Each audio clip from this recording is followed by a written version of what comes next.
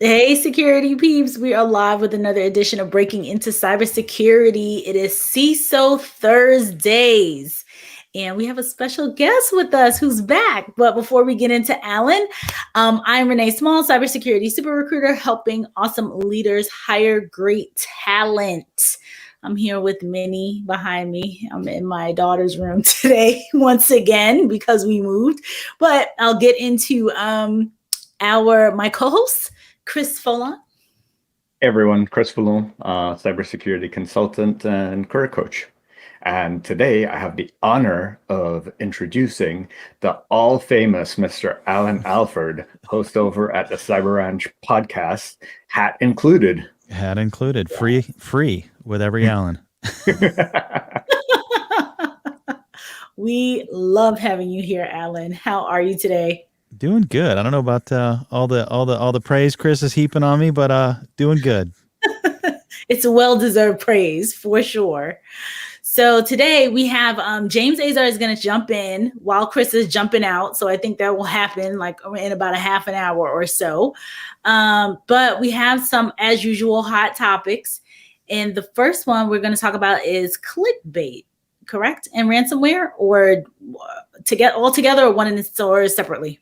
Let's talk about ransomware first. I mean, Kaseya happened over the long weekend.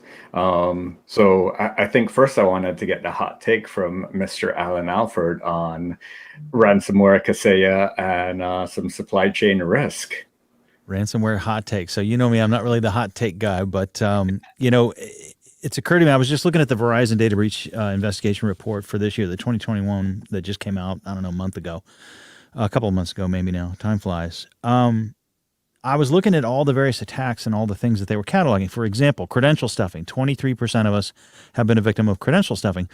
I would argue that almost every attack you see today is in fact a precursor to ransomware. That ransomware is the end goal, regardless of what the starting position is and how they first get their foot in the door. So I think when we talk about all these various conversations, all these aspects of different types of attacks we're facing, different types of trials and tribulations, stuff that might be addressed with security awareness training, stuff that might be addressed with technology. I think ransomware has become the end goal du jour of the bad guy scene. I really think, and I don't know if I could quantify it, but I would argue that 80 or 90% of all things we're seeing are ultimately aimed at a ransomware attack, rather than what used to be just traditional virus and malware and phishing schemes that are looking to do business email compromise and trying to transfer Apple gift cards and all the other shenanigans that we see. I really think ransomware has become just the giant beast on the landscape. I mean, I totally agree with you. When you think of the operational overhead of business email compromise, gift cards, where they have to be interacting with their victims and going back and forth just to be able to extract those funds, when they could simply launch and automate a ransomware campaign with botnets, it facilitates the distribution that much quicker. When it comes to organizations that you worked with in the past, talking to peers, colleagues, as a CISO, how high on the concern list is ransomware currently, and what are some of the things that you're doing about it? Yeah, I'd say number one on the list, for real, number one. And over the last couple of years, talking to peers, talking to colleagues, clients, customers, places I've worked, et cetera, the number of ransomware attempts that I've seen and even successful instances I've seen is staggering. So yeah, I think that's definitely number one on the list. As far as what folks are doing about it, I would say your number one variable if you're going to combat ransomware is MFA. I would definitely put that as number one. Period. End of discussion. Multi-factor auth, because they're ultimately going to get the credentials. I don't care how much security awareness training you do. I don't care how many lockdowns you do on system accounts and machine accounts and all the other things you can do. At some point or another, a human account will be compromised. It will be just an average worker. It's not going to be an admin. But from there, they can pop credentials with, Kerber roasting, Mimikatz, whatever. If there's ever been a local admin, an admin local to the box, et cetera, et cetera. You guys know how it works. I think MFA is probably our number one defense, with a really good, strong security awareness training as our number two defense. And for those that are just breaking into the industry, I might not know what those types of attacks are. Do you want to quickly describe what what Yeah, those sure. are? So, Joe average user obviously doesn't have permissions to run around the network and do all the things, right? That takes an admin to be able to run around and do all the things. But the reality is that admins log on to people's machines. If you go look at your work-issued computer today and you go to C:\users on your Windows box, and you'll see your name, but you'll also probably see C:\users / somebody else's name. And that somebody else was the administrator who set your computer up, somebody with privileges and more rights than you have on the network and on the machines on the network. Well, that means that administrator's credentials have been, even though encrypted and housed properly in theory, stored on your box. Some of these attacks that the bad guys use can actually harvest those credentials off your local box, decrypt them, figure them out, reverse engineer them, and then apply them elsewhere on the network. And if the administrator hasn't changed his or her password, boom, they've got free access to the world. So that's kind of the steps there. And there's a variety of tools that allow them to do that. Appreciate that. As a newbie coming into the field, with this being the number one concern for security officers, what would you say to them in terms of like how they can potentially be the part of the solution to the challenges that you have? So making your organization aware of the threat of ransomware and how real it is and how scary it can be. There's plenty of statistics out there. I mentioned earlier the Verizon Data Breach Investigation Report, the DBIR. I highly recommend that you go download the last few years' worth of DBIRs and look at them and look at the trends, and you'll see that things like ransomware are happening on a large scale. They're growing and increasing. The amount of monies involved that businesses are having to pay out, the FBI and other organizations track how much money is on the table, but it's ridiculous. Worldwide, there's billions of dollars being wasted by businesses making ransomware payments. It's insane how much money is involved. So characterizing that cost and that overhead and that risk to your organization, number one thing you can be doing as the security practitioner for sure. Once you've done that, obviously evangelizing what the solutions can be and basic stuff like security awareness training. Let's teach people not to click on things. Don't download executables you're not familiar with.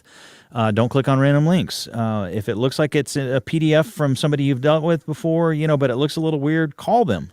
Don't just double click the PDF, and don't just reply to that email and say, hey, is this really you, right? And one of the number one things you have to coach people on is if you get an email from a bad guy and you reply with, hey, is this really you? You're just emailing the bad guy who, of course, is going to say, yes, it's really me.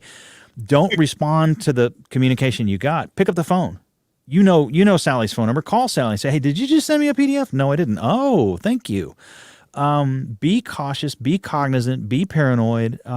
Take that extra step every time you see something that looks clickable or doable or linkable or, something that if you interact with it, further things will happen. Have that second thought and really make sure it's what you're expecting, when you're expecting, from who you're expecting. And if you have any suspicions or doubts whatsoever, just reach out to them through another channel and ping them. Train your users on that same mindset and that same approach and that same paradigm. And then, per what I said earlier, MFA, multi-factor authentication. If when you log into your computer, you're using a username and a password plus something else like a Google Authenticator code on your phone, maybe. Could be even as simple as a text message or an email, not as strong, but better than nothing. Something that's a second factor that gets sent to you and only you through some means that you can then plug in addition to the username and password. Well, now if the bad guy has captured a username and password, he can't remotely log in because he doesn't have that second factor of authentication, whatever it might be. And that could also be fingerprint scans, biometric, YubiKeys. YubiKeys is a great one. And YubiKey has really expanded their footprint. Like there's a YubiKey for the phone now. There's YubiKeys that are teeny tiny things you just stick in a USB port and forget about. There's a lot of different solutions like that. The military, the DoD in the U.S. uses CAC cards, for example. There's 1,001 ways to have that second factor that isn't just a password. So if the bad guy steals the password, he still needs the second factor. He can't get in and do anything. Yeah. Couple comments here. Mr. P says, are the ransomware, or his question is, are the ransomware phenomenon rise that we're seeing coming from high profile APT groups, or is it regular Randys from their living room? It's scarier than that. We mentioned earlier, I think one of y'all, I can't remember if it was Chris or Renee, but you mentioned that, there's botnets can be exploited and taken advantage of to do this, right? It's way worse than that. At this point on the black market, on the dark web, you can go to a website where a variety of ransomware companies essentially are competing with one another for your business as Joe Average Criminal who knows nothing about computers but wants to conduct a ransomware campaign. It is literally ransomware as a service now. So if you are of a criminal bent and have no technical skills whatsoever, it doesn't matter. You can go subscribe to one of these services, pay them the money. They will give you the code, the execution, the payload, the mechanism to hack and break in. They will set up your Bitcoin account and teach you how to charge the Bitcoin and get the anonymous currency, like the full shooting match, everything you need to do to conduct a successful ransomware campaign as the bad guy. You can do all of that now without knowing very much about computers at all. And these guys even have 24/7 tech support, and they compete with each other for your criminal business. And you know, there's literally tiers of offerings, just like with a real company of, you know, oh, I just need, you know, 8 to 5 tech support, or I need the 24/7 package. Oh, you want a platinum package, sir? It's just like transacting with a real software company. That's how prevalent and obvious and capable and out there this stuff is now. So the rise is not just APTs, and it's not just the kid in the basement. It's the entire criminal underworld at this point, whether they have computer skills or not. Wow. That's the scariest part, I think, that it's just so prevalent. And when I heard about ransomware as a service, I don't know how long, maybe last year, my mouth dropped open. Zoe writes here, that's crazy. That's exactly how, how I felt. It is crazy. I was just like, OMG. So Mr. P also says, regarding training for employees, a good strategy would be to demonstrate the benefit that they would receive. Studies show that people respond to what is in it for them. Yep. Absolutely. I would say focus on the emotional appeal. And when you think of what Alan said previously, if it requires action, you're going to do something in that messaging to trigger an emotional appeal, a sense of urgency, a sense to make you click. It could be, whoops, your credit card was charged. Click here to do the refund. Or this item that you ordered from Amazon is about to be delivered, and you're like, I didn't order anything. So your curious nature clicks on it. Anything with an emotional appeal, their social engineers thought about your reaction to that, and you have to stop, think, and then react as to how you're going to deal with it, and not just instantly click on it. Mm-hmm. And I think to Alan's point earlier that we're all going to get popped at some point. Like, we will all be in a position. I was in a position a couple months, maybe 2 years ago, where someone called. I had baby screaming, kids, all this different stuff happening. They called me, they asked to verify something. It didn't make sense at first, or the email or whatever it was at first. And then, you know, after it happened 2 or 3 times, I was like, yeah, that's it. And then when I realized, whoa, who is this person? What's the information? You know, it was about a background check or something. And I was just like, why? Wait a minute. Why am I verifying this information? And when I call back, because again, the social engineering comes from all different aspects. It comes from the email, it comes from phone calls. I get the phone call, and immediately I was like, wow, I got, you know, like, it happened to me. And I'm aware, I know I've done the security, you know, like, I know more than anybody. So from a social engineering standpoint, I like Alan's point about how something will happen. It's how do we, the multi-factor authentication, like the other aspects of just staying as aware as possible. So speaking of the other aspects, Alan, from your experience, how well do you think organizations are prepared from a resiliency standpoint to recover from a potential ransomware incident? Right. So barring being able to stop it in the first place, right? Like we talked about MFA and some of the other technologies, and you can get into zero trust and SASE and a bunch of other technologies to help stop it in the first place. Let's assume that somehow, some way, even if you have the best defenses, the bad guy gets through and the ransomware happens anyway. Now what? Your number one defense against ransomware that has already occurred is not paying the money and getting the decryption tool from the bad guys, because frankly, half the time they won't give you the tool, even though you paid the money. They are bad guys after all. And even though they're getting great technical support from their people, that doesn't mean that you're going to get great technical support from them. I know some folks that have paid the ransom, received the decryption tool, run the decryption tool, and it turns out it's crappy and barely works and doesn't know how to walk directories and, you know, blah, blah, blah, blah, blah. So don't rely on paying the ransom as your exit escape, you know, vehicle from the situation. The first and foremost thing you can do, should do, and have already done and are already doing is valid, tested, and most importantly, offline backups. If you back up all your servers to tape and then store those tapes somewhere completely offline and the bad guys hit, you can restore from those tapes, right? If you back up, say, to a permanently attached cloud environment, well, guess what? The bad guys are going to see that permanently attached cloud environment, and they're going to jump on in and encrypt it as well. Or if you're backing up a server to a server on-prem, same story. If you've got some sort of a backup repository that's always live and connected to the environment, the point is the bad guys are smart enough to know backups is what you're going to use to recover. And so they will go out of their way to find and hunt any backups that are online that they can find, that they can attach to, and they're going to encrypt those as well. Because if they can get you and your backups, you got to pay. So the trick is to have good backups and have them done on a regular basis and have them tested on a regular basis, and then have those backups offline, right? So emphasis on the tested. This is so critically important. I've worked with clients and customers over the years who, oh yeah, we've been backing up for 3 years now. We got 3 years worth of backup tapes. Okay, when's the last time you actually took one of those tapes and tried to restore from it? Oh, I don't know.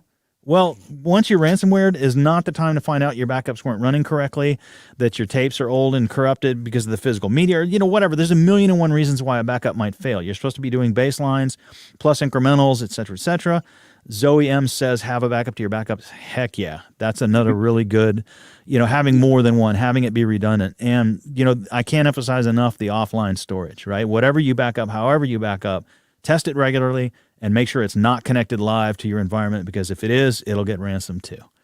Well, yeah. When you say offline, you just mean not connected. So it could be online at a cloud storage provider, just not connected to your active system all the time. Like you do a backup and then you ship it off and then you don't touch it. Or it's a tape library or some other machine or mechanism that you back up to, and then once the backups are conducted, you disconnect the network connection one way or the other. And, depending on the size of your shop and sophistication of your environment, I've literally known people that literally would back up from a server to a disk array and then just go over and unplug the network cable every time the backup was done. Literally just unplug the network cable. Now the bad guys can't get to it. You've air gapped it. Could be something sophisticated, could be something that simple, but keep it separate. Right. Nikki Jones says it's no longer, quote, oh, it will never happen in my business, end quote. It is now, when will it happen in my business? True. So very true. Daniel Curla says the 3-2-1 rule for backups. I don't know the 3-2-1 rule. I don't know what that is. What is that? Daniel, let us know what that is. The 3-2-1 rule. Alan, I wanted to ask about the size of businesses, because I've been hearing anecdotal just, talks about small businesses being hit. So we hear obviously the ones that hit the news, we know, big, huge ransomware attack, medical facilities, healthcare organizations, things like that. But then there's all of these smaller companies that, I kind of hear it on the side. Like, we talking to a peer and they're like, oh yeah, by the way, we want you to talk to our CEO because, he told me that they were hit with ransomware and I don't know anything about security. And, so do you know, the ratio of like small business, or how many small businesses are being hit with ransomware? It really depends on who the attacker is to answer that question. And here's what I mean by that. I just finished telling the whole story about somebody who's got no technical expertise whatsoever can conduct a ransomware campaign. You would imagine that somebody who lacks that degree of technical sophistication is basically going to find a target, send the phishing email, get the link, do the thing, ransom, get the money, right? In that scenario, the size of your organization is not something that they really know or understand, and they don't care because they're blanketing thousands of these emails out to every address they can find. Maybe they've also gone on the dark web and purchased a credential stuffing database, and whatever. They're attacking savagely with a spam approach. The more sophisticated attackers are definitely going to map your organization before they pull the trigger. So a larger scale organization is going to be who they target. Once they've got those admin credentials and are around the network, they're going to continue to be around the network for a while before they actually pull the trigger on the ransom. They're going to learn the environment, find the backups, do all the things that they need to do to be sophisticated and to truly understand the size and scope and shape of your org. Sometimes those attacks are highly targeted where they're only going for a big organization from the get-go. So the more sophisticated the attack, the more likely they're going to only focus on the bigger guys where the bigger piles of money are. And the less sophisticated, you're just going to be caught up in sort of a shotgun blast of spammy, phishing emails. So nobody's immune. And it really kind of depends on the sophistication of the attacker as to which, as to what your risk factor is as a smaller organization. I would argue it doesn't matter what size you are anymore. It doesn't. I've seen a teeny tiny dentist office with 3 computers and 8 employees get ransomed. It's a teeny tiny hospital in a rural county with only 100 beds got ransomed. I mean, it doesn't matter. They will get you. You have some of the more sophisticated attackers that are searching for managed security service providers that then allow them to scale by attacking one and then affecting many. Exactly. In the same attack. Exactly. Any organization that's large and well connected to other organizations is a prime target. And this is why, for example, and I hate to wave flags about past breaches in public events, but this is why SolarWinds was such a delicious target. If you could get their source code, which they did, their source code is deployed on networks worldwide. Bag one, bag many, right? So the bag one, bag many attack approach, always the sophisticated attackers are gonna go for that, always. Yeah. This company that the person who told me about this one small company was a third-party vendor, and I was like, that seems like such an easy target, because then you have access, it's easier to get into them, and then access to the others, so the other their clients. So a couple of good points. I want to shout out, first and foremost, I want to say to everyone that's on YouTube, Zoe and everyone else, look, Mr. P, thank you. Please subscribe to our YouTube channel. I forgot to say it at the beginning of the podcast. And everybody else chiming in on LinkedIn, thank you so much. So Daniel followed up to our 321. He said means that you have 3 backups of your information, 2 of which are local on different devices or mediums, and 1 off-site backup. Perfect. And then Heather Hall, I believe, a new friend, just said the grandfather, father, son is another way it's described. Yeah, I like that. 3, 2, 1. It's a great way to put it, and a great way to think about it. And it's funny too. We talked about, like, you get the phishing email, don't respond to the phishing email, go offline for that. That mindset should be extended to everything you do. This idea that we have 3, 2, 1, that you're really being paranoid about your backups. Be really paranoid about those communications too. Even in my personal life, my debit card got jacked a little while ago, and all of a sudden charges on my debit card in some town I don't live in, miles and miles and miles away, and I had to call my bank and say those are not my charges, and they shut down my debit card.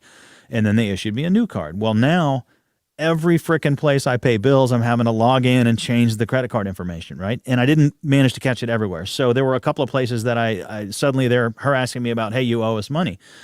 And my policy on those kinds of things, somebody calls me and says, hey, this is so-and-so who I know I'm doing business with, and you owe us money. Okay, I know my debit card got transitioned. So the likelihood that this is a legitimate call from a legitimate source is 90+%. I still say, hanging up and calling you back. Mm-hmm. And I won't take that call from even if it's somebody I'm doing business with, right? And to Renee's point, we can all get popped. I know a security professional who had just ordered a dress for his daughter's quinceañera and was expecting a shipment and got one of those "your shipment is delayed" fake fishes emails, and he fell for it because he was expecting a shipment, right? So just always be paranoid. This grandfather, father, son, this 3, 2, 1, apply that same level of paranoia to every facet of the game. Don't ever accept when they call you that it's the people you owe money to. Call them back on the number for a fact is their real number and ask to pay your bill that way. Just maintain that paranoia in all things, and you can you'll succeed. Yeah. Yeah, I heard of another person. I think it was the CEO of a cyber company, who it was something with his kid's school, and something was something on the news was happening. I don't know if it was one of these major like school lockdown situations. They sent an email. Of course, he immediately just pops right on. Or clicks the email, and there it is. So These folks are paying close attention to all of us. Look who's here. Hey, James Azar. There we are. Azar. There are business calls and there are calls. This is the call I'm taking. Welcome. So Zoe says zero trust. Joseph says zero trust everywhere. Did I come in at like the worst part of this conversation? No. You did. We were just saying don't trust random podcasters, especially when they pop on your screen last minute. Assume the worst. Be paranoid. Reach out to them through separate channels to verify they're actually the podcaster they claim they are and not a deep fake video. That is also Zero helpful. trust, James Azar. Okay, so Mark Schleisner says, what do you mean by quote tapes? External hard drives or something else? I'm old fashioned, and it's been a long time since I've run backups, so forgive me. I'm talking about, DAT and DLP and all these other ancient formats. But yes, there are machines that have non-disk media with robots that'll sit there and stick one cartridge after another into the device, and you back up that way. And it's yeah, go ahead, Chris. I used to have to do that manually. Yes. Yes. Tapes. In a data center. So You were not the everyone robot. has robots. Non-disk, non-cloud backups do still exist. They are a thing, but that's essentially it. It's a slower form of offline storage. It's cheaper than hard drives. That's why people do it. If you're having to back up your entire estate, purchasing that number of hard drives all over again is more expensive than that number of whatever the modern cartridges and tapes are. And I don't know what the current standard is, but they're always cheaper. That's why you do them, but they're slow. You can't use them real time like you use a hard drive. You're having to recover files in a slower fashion to restore from them. But ultimately, if you've got a ton of data, they're cheaper than disks. Gotcha. Bye, Chris. All right. So Thank you, Alan. says, it's not easy to quantify the number of small businesses affected by ransomware because usually small businesses use management solutions from third parties. And when those third parties are hit with an attack, thousands of small businesses are impacted. Yep. That is so very true. And I think they keep it quiet. Like the way this lady was telling me, it's like a recruiter peer, like, oh, I'm working on something for this other company. And I forget what kind of recruitment she does. But then she connected with me and said, hey, they told me quietly that they were hit by ransomware. So it's not like they're, probably telling the world that this is happening. Yeah, there's usually NDAs and things like that in place because if you're a third party provider of any sort, again, you're the biggest target of all because one is many. Odds are you've got relationships with your client and contracts with your client such that they're not allowed to run around saying so and so got hacked, because if you get hacked, that's very bad for your business. So generally, that kind of stuff is kept under NDA wraps, etc. So there's a lot of it going on we don't know about. There's a ton of ransomware going on that we don't know about and never will. Jeez. Will McCullen says the uglier part is ransomware is that it is created to stay latent in the system long enough to make it into the backup schedule. It is constantly getting more difficult. No substitute for focusing on the basics. Absolutely. And this ties back into that. The intelligent ones and the technically savvy ones are going to map your organization and learn it thoroughly, learn where your backups are, learn how they are. They'll be in your network sometimes for months before they pull the trigger. And that's plenty of time for them to pull off moves like that. Crazy. Mike McFarthing said, scariest is when the deep fake is funnier than the original.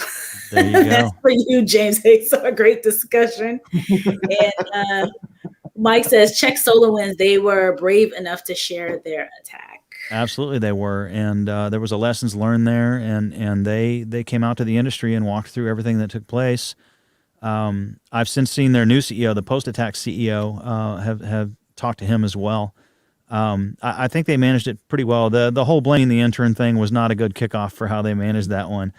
But at the end of the day, I think they ultimately did well by it. And I think that, Mandy and FireEye, those guys did a really good job of transparency and sharing with the community when they first found they were hacked and stayed with it and stayed public and stayed transparent. There's been some very positive and some very negative output from victims of ransomware in our community. And I think there's some models and lessons learned that we can all take home, that level of transparency is really, truly required. Trying to hide it and cover it up these days makes no sense at all. As we said, it can happen to anybody. How you deal with it and how you deal with your clientele and the greater world when you share the story says a lot about your integrity as an organization. Yeah. Microsoft did the same when it came to their 0-day vulnerability with Exchange. They came out, they were live blogging it. Yep. Which I thought was paramount to how a vulnerability within the supply chain should really be handled.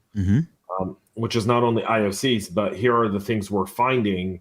By the way, here are the IOCs of what we're finding. We don't know what the fix is yet, but here, everyone, go mitigate, go explore, let us know what you're finding. Microsoft did a community engagement type of thing for their 0 days, which I thought were, the kind of the playbook going forward of how you should be doing it if you're a supply chain company. I'm not talking about a small mom and pop shop or a small law office, right? But if you're a Microsoft, if you're a SolarWinds, if you're a SAP, if you're anything that has to do with the, business operations and continuity and network integrity, then you should be doing it. You should be doing it like that. You should have a live blog where you're posting stuff and updating it as you go along. Exactly. Zoe said, is it possible to accidentally back up the ransomware in the system? Yep. That's exactly what we were talking about. If they lurk for long enough, their payload is in your backups. By the time they've even launched the ransomware, they're already ready to launch it in your backups and have the executables stored away neatly that you put away for them. So that's absolutely possible. Wow. Mr. P says, regarding the disclosure of attacks, what do you think about legislation wanting to make it a legal thing for you to disclose when you are hit? They want to make it mandatory Yep. to disclose that you've been hit by a cyber attack. That's going to be a very hard bill to pass, I think. Yep. There's going to be a ton of people that are going to fight it. The only companies that have to report it right now are publicly traded companies because they actually report it in their K10s. And so you'll see that, and a lot of people don't pay attention to it because they minimize it in their K10, and they'll say, 4,800 records were part of a supply chain breach somewhere, and they downplay it in their K10s. It's actually very, very common, and one of the sorry, that is my phone. Ringer's off. That is my fault. I was on a call, so I forgot to put ringer off here. I didn't get into podcast mode, right? I just got off one call and jumped on the other. So, but what I was saying is, let the phones blow up today. So here we go. All the phones, different rings. Is no one on LinkedIn or YouTube watching me right now, and everyone's calling me? I am going to hold all these people accountable for not getting the views. But I forgot I lost my train of thought. You were saying that you think it's going to be difficult for legislation to be passed. Yeah, it's going to be really hard to do that. I mean, the K10s get some of that job done for publicly traded companies, but it's probably going to end up being in privacy laws, and where they can sneak in the ability to report a ransomware attack is in terror financing. So Congress can go on and say, anytime you pay someone a ransom, any sort of ransom that, let's say it's over $10,000, then you have to report it to the Department of Justice. Otherwise, your CFO could face prosecution for money laundering and terror financing. And that's really how they're going to try to do it. Is they're going to try to do it in a way where the penalties on it are so harsh that you end up having to report it. Yeah. A couple more comments here. Mr. P follows up. That's why it's important to have different versions of the backups, because some of them could be infected. When you get hit, you need to see where and how the breach happened before going back online. I think that was his point to Alan's comment earlier. This is Mark again. Mark Schleisner says, the cyber attackers like to infiltrate malware into a service company's downloads of software patches. This is how the SolarWinds attackers hit so many victim companies at once. It was perfected by the Russians against the Ukraine in 2017, using NotPetya infiltrated into accounting software downloads. Is there any way to stop this? Yeah, NotPetya was even specifically targeting the Ukrainian version of that particular accounting software. It knew to look for Ukrainian language, but then it broke out from there and it got crazy. They originally had code looking for that language and decided to just target the app itself, and the app turned out to be used in Latin America and blah, blah, blah, and the rest is history. That was a worldwide assault. Yes, that is absolutely a thing. Yes, it is common. Yes, it is back to that bag one, bag many sort of paradigm we talked about that the bad guys are always looking for. As to how to prevent it, that's a whole nother podcast, because what we're talking about is if you are part of the supply chain and you are part of the third-party risk paradigm for some other company, then you've got a bunch of work you have to do to make sure you don't get compromised. At a high level, I'll cover kind of some of the high notes. Digitally signing your software payloads is key. Making sure that every piece of software you distribute as a company is vouched and verified and digitally signed is actually coming from your company. That's one way to start addressing the problem. Understanding and how you protect your source code and how you protect your pipeline that produces the code is another piece of it. Separating, if you really want to go to the full extreme, and I guess I'll outline it very briefly. There's a bunch of voodoo to throw on the table here, but let's say it's a real CI/CD pipeline, continuous integration, continuous delivery, where they're just cranking code through on a regular basis, very rapidly and doing rapid releases. You want to have a completely separate, air-gapped dev staging prod sort of environment where the code has to be carefully transported from one to the next. You want to have separate identity and access management environments in each of these dev stage, prod, code signing, et cetera, just like you want to ideally air gap. There's 1,000,001 ways to ensure that nothing can get from A to B without being carefully screened and scrutinized, and it's not automatically connected and just going to hop from A to B. They can't break one account on dev and then immediately go to staging with the same account. They have to break another account. There's 1,000,001 things you can do besides digitally signing in your environment to have separation, to have tracking, to have self-awareness. And that's the other piece too, is that the pipeline's API should be constantly self-reporting. Every time a check is passed, every time a check has failed, all that stuff should be gathered, collated, self-reported. Your CI/CD pipeline should have, ideally mostly automated, but sometimes manual security checks as well at each stage and juncture. There's 1,000,001 things the vendors can do to keep from being that vendor, right? SolarWinds could have done a lot more than what they did to not be the one that compromised everybody else. Every vendor has that obligation. It's an extraordinary amount of work. It's a lot of overhead. To do it right and do it well takes a great amount of effort. So Alan, go ahead. I'm sorry, Renee. No, it's okay. I was just thinking as Alan was sharing that it did at the end when he said a lot of overhead, a lot of it just seemed like it would take, if thinking about it from the company's perspective, the amount of time and effort and dollars that would take to implement something, like this versus getting their product out quickly, because we all know everyone wants faster, quicker, better, like fast. So I'd be curious as to, what companies would actually be doing something like this, and the impact that has on their client base. Like if they're slower, if they're in competition with others and they have this, it's more secure, but the other people are not doing this and getting it out there faster. I'd just be curious as to how it would work, because that does sound, it sounds secure, but it just sounds like a lot.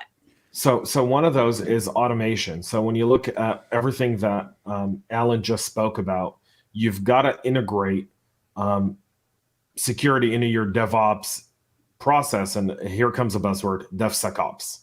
Okay. So DevSecOps, really cool buzzword for a lot of different organizations, but it's a real policy. But part of the challenge with code today isn't the fact that we write and deploy code so much. It's the fact that our code isn't written by one group. It's written by multiple groups using multiple libraries that are open source repositories that are available through GitHub, GitLab, Bitbucket, and others. All of that's coming together to deploy one aspect of a functionality within our business.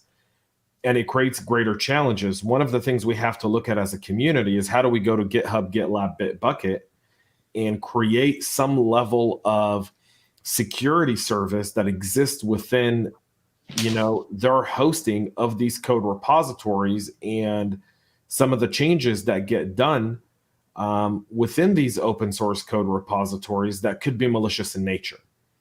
So the GitHub model used to be that so many people update code and so many people are reviewing it that it's going to make it really, really hard for an attacker to go in and do the kind of attack that we saw in SolarWinds or some of the more recent ones like Microsoft Exchange and others. But that's not the case anymore.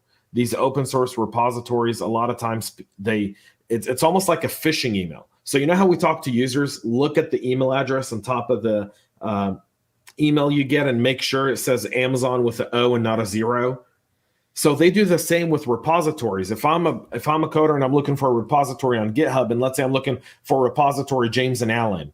Well, if I put Allen with an E or Allen with, instead of an L, an I, right, or a capital I or whatever, you're not noticing it in the realm that you're working in, and so you're automatically connecting to a malicious repository.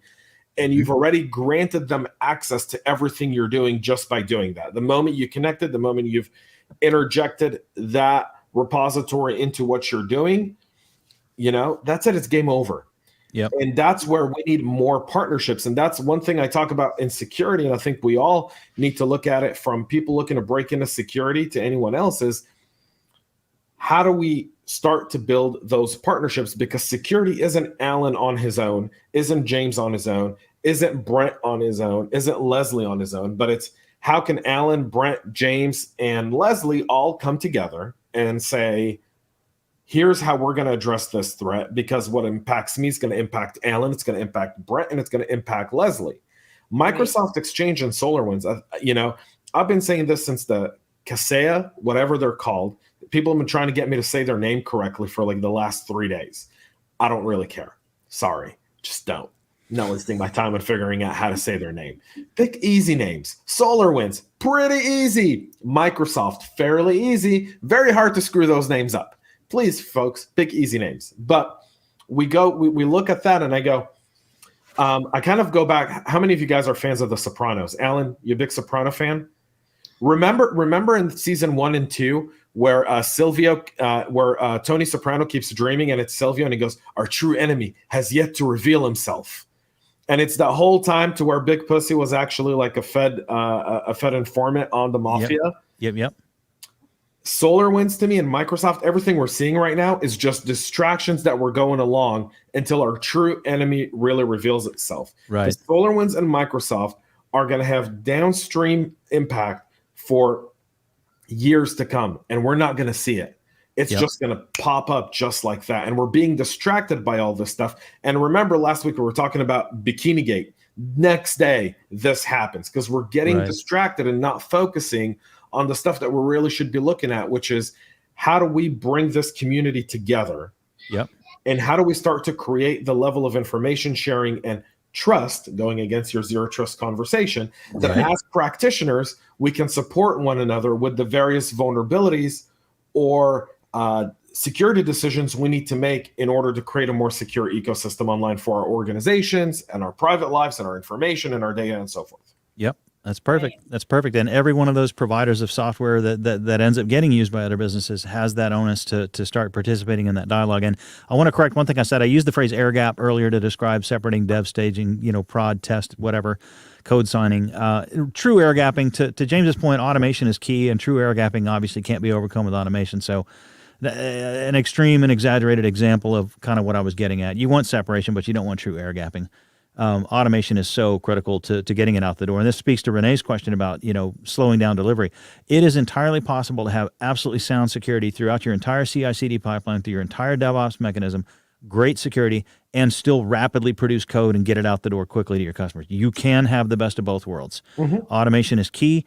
That investment up front is where the real time is spent. Once it's there, it flows and it goes. So you can have it. You can have a good CI/CD pipeline with sound security and assurances that your customers are getting the code you think they're getting and they think they're getting, and not slow down delivery to do it. It's definitely doable. It's just a lot of upfront investment. Awesome.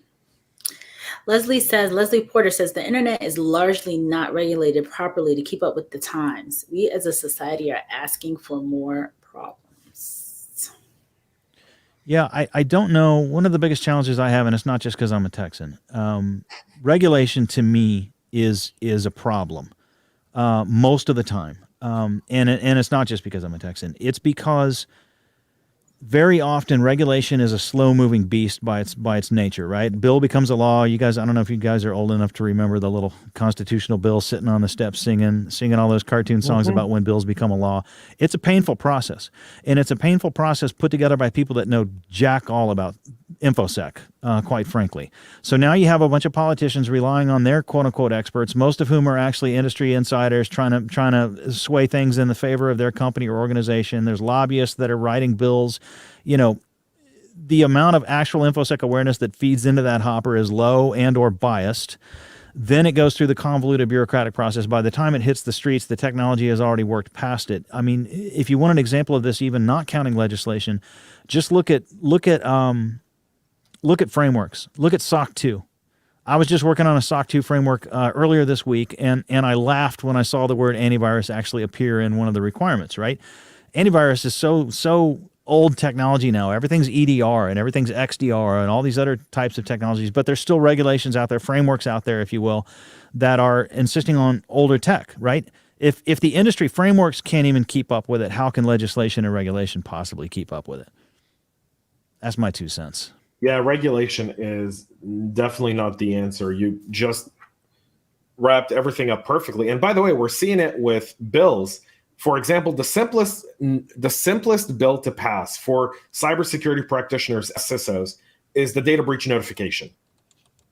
Federalize that.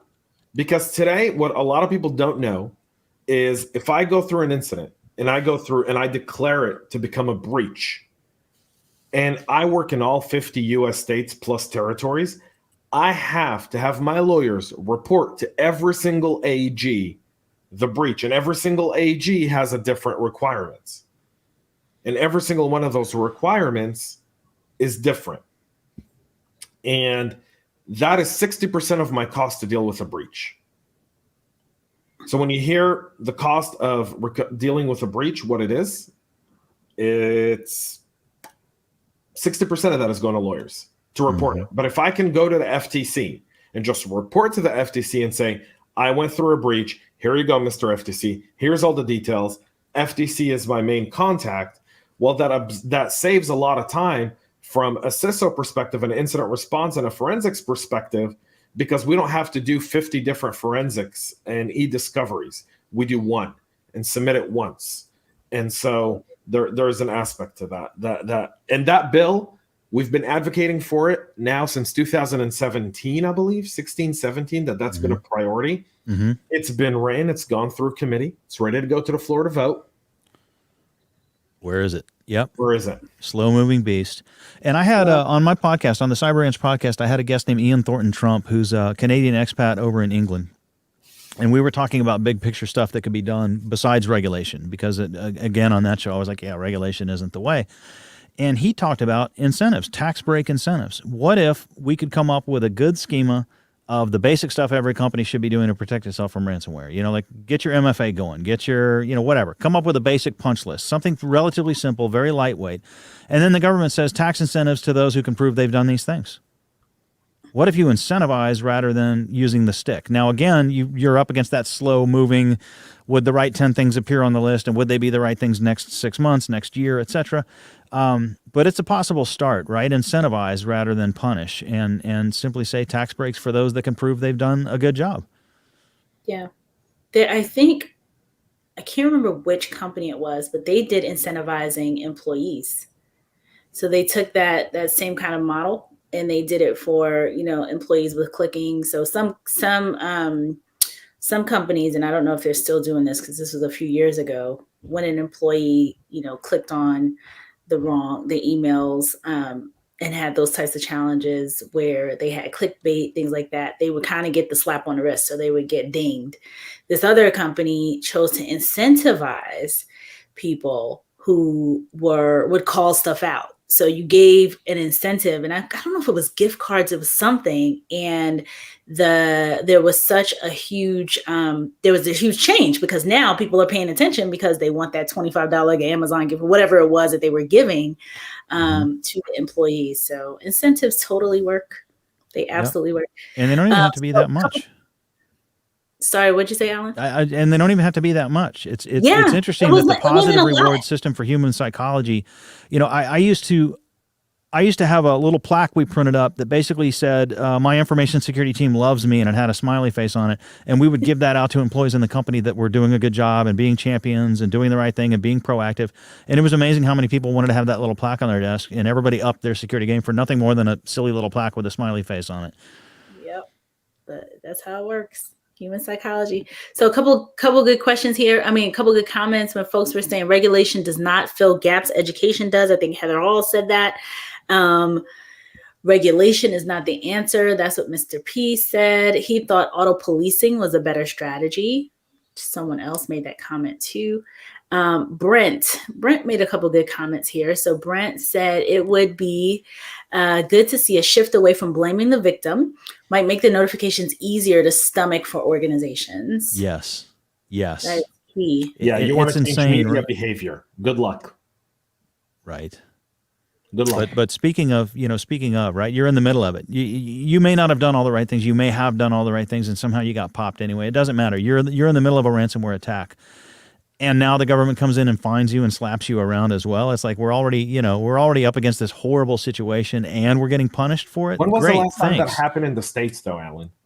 That the government came in and really, the government hasn't been there. Yeah. to find someone. And the FBI and CISA have done an unbelievable job in Secret Service of building trust with the community to be like, hey, we're your partners here. We're not trying to prosecute you. We're not investigating you. And I think people, and that test case to that, by the way, folks, is Equifax. If there was ever a place where the government should have been investigating, was Equifax. Mm-hmm. And they kind of let that one slide. So I think that's a really good one. If you're in Europe, on the other hand, though, I can't control the Europeans. I think British Airways just settled their little data breach, but Europe has a twisted way of looking at business than we do here in the States. Mark Schleisner says, what is the incentive for companies to work together if they are competitors? I'll tell the tale of the ISAC. How about we start with that? There's a good model for that, for answering that question. And ISAC is a group of companies that get together under the banner of a given industry. Like there's a financial services ISAC, there's a healthcare ISAC. Don't ask me what ISAC stands for. ISAC, I can't remember, but it's basically an information security exchange where all the banks get together under the financial ISAC and they actually share information. We're currently being attacked and we're seeing these guys coming from this place with these IOCs, these indicators of compromise, and here's the details and everything that we've seen so far, and we're here to share it with all of our competitors. Why? Because if any one bank is getting attacked, the odds are another bank is going to get attacked too. The attacks tend to happen based on vertical, right? If you're going to hit a bank, you're probably going to hit more than one bank. And so by sharing that information, they're helping to strengthen the defense collectively of the entire herd. So it helps. Even if it's competition, it helps. These folks are clearly in competition with one another. It's not like U.S. Bank and Chase are best friends, going to dinner together every night. They're definitely competitors, but when it comes to the ISACs and it comes to sharing and exchanging information, security, defenses, practices, attacks, it's a great and fantastic way to help defend everybody. So I think the spirit of cooperation when it comes to InfoSec is there. Yeah. You bring up the ISAC. I'll give another example, which is when you look at now what GitHub and GitLab and Bitbucket are all trying to do, which is kind of, create some level of integration between all three platforms so repositories can be stored on either one of those but still have the same standard. So I think that there's competition when it comes to sales and marketing. The competition doesn't really exist between practitioners. Like no one wants to see another CISO go through an event. And in fact, when I think I speak for me and Alan here, and I'm going to kind of go on, Alan, if I'm wrong, let me know. But when one of our peers is going through an event, I think the messages that they get from us is, how can we help? What do you need? And what are you looking for? Yep. Because we just know that, at some point or another, we're all going to be on that end, that person. And it's critical for us all to help each other. Yep. And if you're the one going through it, odds are if you're a responsible practitioner and part of the community and no other practitioners, I've seen plenty of people, even in the thick of battle, recovering from the ransomware, take the time to gather the list of IOCs and shoot it out to all their peers and say, by the way, this is what hit us. Take a look, keep your eyes out. Even the one going through it will very often share information to help peers. Even though they're in the middle of a crisis themselves, they'll take that time to do that. Yeah. Brent says, amen, led an ISAC for a time, and it was an incredibly beneficial and collaborative environment for competitors to approach defense collectively. Amen. So, and I think it was Heather here that shared a couple of the ISAC, so the FS ISAC and the IT ISAC. Healthcare ISAC, et cetera, et cetera. One of the orgs I was at, I was in FS ISAC at one of the financial services companies that I worked in, and extremely helpful information and gave us a heads up as you shared. Let's see here, some more comments. Mr. P said, well, Brent talked about HIPAA in its third decade, when you all were talking about the various laws and regulations. Mr. P says creating community guidelines and protocols that is much more sustainable. Sterling Richards, this is delayed and relates to the previous piece with regards to phishing, and specifically attackers attempt to put us in an urgent situation, and that's established. People go into panic mode. It's almost like they are taking advantage of our emotions and creating major concern because they know we are humans, and if there's a legitimate reason that we can relate to, unfortunately, they got us good, and then there goes our information and we're compromised. That's the frightening part about it. Oh, the human psychology behind a good phishing attack is outstanding. So are you guys familiar with security awareness training that does fake phishing, right? This is a pretty common technique a lot of companies do. The CISO's team is sending out fake phishing emails, and if you click, you get this could have been a real phish kind of lecture Right. or whatever it might be.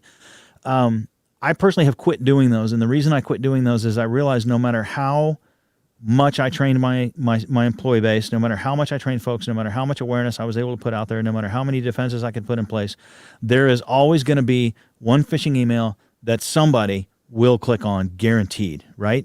And the one that got me, I was at a company that was being acquired, and I sent out a fake phishing email on, I pretended it was a TechCrunch article about the inside scoop on the acquisition and why were we really being acquired and who was doing it, what the incentives and motivations were, et cetera. I got the CEO himself to click on that email, right? Yeah. I had a friend, another CISO, who told me about a lost puppy in the parking lot. Even a photo of the poor, pathetic little puppy, and everybody clicked the poor, pathetic puppy email, and that was a fake phish, right? So they'll get you one way or the other. The human psychology, the sense of urgency, to your point, sense of greed. Hey, click here and get a thing. Like there's a million and one ways to appeal to the human psyche and get them to do a simple click. Yep. Agreed. Let's see. Last couple comments. Mark Schleisner says people like us have been screaming for years that tech companies should work together to combat cyber attackers. Why isn't it happening? Because there's still no sense of urgency other than mouthing platitudes. That's from Mark Schleisner. I blame James Azar. You could. We could all blame him. Yeah, you can blame me. I've been, I've failed in my life's mission of bringing everyone together. You're still here. You can still work. Although I've got good news. Alan and I are doing a live together, so that's going to be Woo-hoo. We got a live podcast coming up. That's very, very exciting. Yeah. So last couple comments, and then I'll let you guys talk about it. So Heather Hall says, even the best of the best will click. It is true. And Brent enjoyed us. Thank you, Brent, for being here and being such a great contributor. I love the comments and the engagement. We all really appreciate that. So before we jump, Alan, James, talk to folks about what you're doing next. Your collabo. So we're kind of going to do the Cyber CISO live show next Friday, I believe. Right? It's next Friday or Friday after next? I think it's next Friday. I think it's next Friday too. My calendar is so busy. I got to go look. Yeah, me too.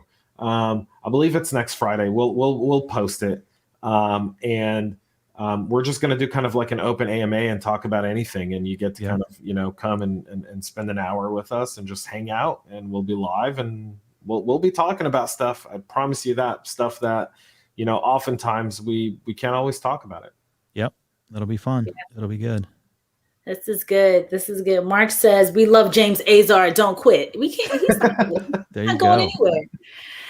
And don't forget to like and subscribe. See, Zoe. Zoe's got your job down. That's Renee. awesome. That's Thank awesome. you, Zoe. And I got to say, every time you guys invite me to one of these, I'm so grateful because this is my lunch break. And you know what I mean? Like I can hop in, do the show, hop out. Like this is perfect. Y'all schedule this for lunchtime, Texas time, which I love. We love having you, Alan. Thank you so much. And we love Texas. I mean, we do. We love Texas. We love you, and we love Texas. All right, folks. See you next week, Thursday, same place, same time. Thank you all for being here. Bye, everybody.